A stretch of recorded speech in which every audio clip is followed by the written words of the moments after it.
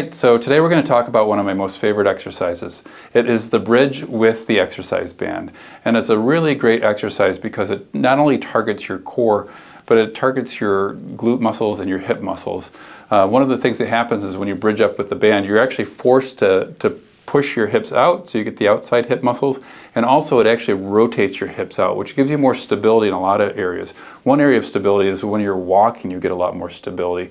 When we walk, if those glute muscles aren't strong, you'll see some shifting of the pelvis, and then that will cause some shear stresses in the low back. So by doing this exercise, it's going to prevent those low back shear exercises.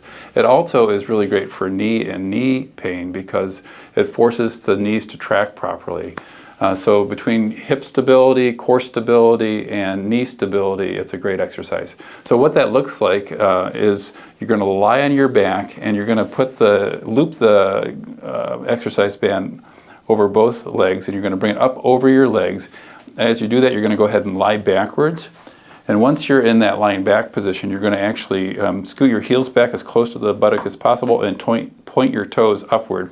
And then you want your knees to be shoulder length apart, and then from there you're going to pretend like you've got a rope pulling you up. So you're going to come up and you're going to pause at the very top, and then you're going to come back down. And you should take a full 2 seconds to do the movement so that you can get some endurance with it.